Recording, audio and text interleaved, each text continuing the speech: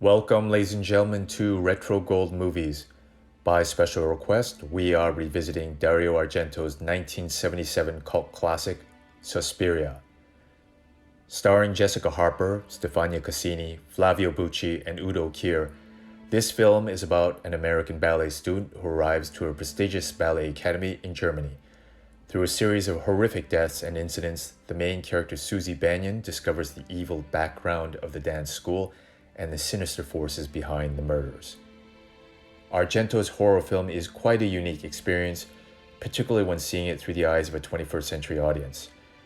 The director showcases unconventional camera angles and cinematography, along with exaggerated emphasis on lighting, particularly using the color red to generate a particular mood or effect, with Argento using Disney's Snow White as an inspiration. The set design is particularly notable, as well as beautiful from an artistic and architectural perspective, with the photography done in Rome as well as in Munich. The film embraces its European tone and flavor. Some of the more notable aspects of this film are the inventive ways in which the murders are carried out. Somewhat visually graphic, there are a combination of both physical assailant attacks as well as supernatural that are delivered in an unexpected manner. The effects are likely to be on par for similar films of the period, but for modern viewing they do appear especially dated. Horror movies are not typically known for the caliber of acting performances, and Suspiria is no exception. Most of the acting is barely serviceable, with Jessica Harper's treatment of Susie Banyan being a standout, excluding some awkward scenes in the final act. The film for the English market was dubbed, but also did use some actual production on-set dialogue, which made the audio dubbing less pronounced and strange sounding. One interesting or perhaps tragic note, depending on how you look at it, is that Harper actually turned down a role in Woody Allen's Academy Award-winning Annie Hall to appear in Suspiria.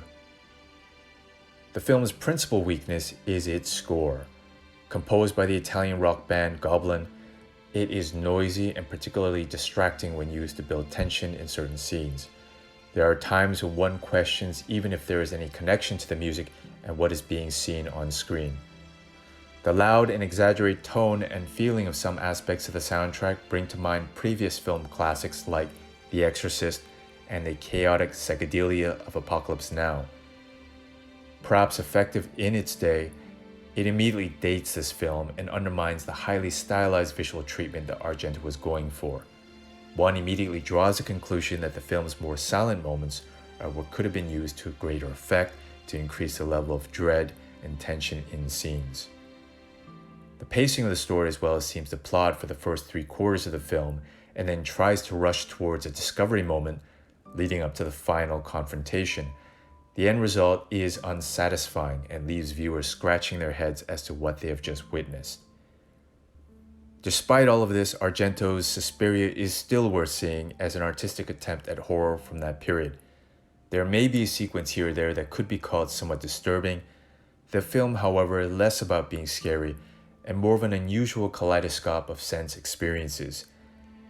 Suspiria is available on streaming sites as well as DVD, Blu-ray, and 4K physical media.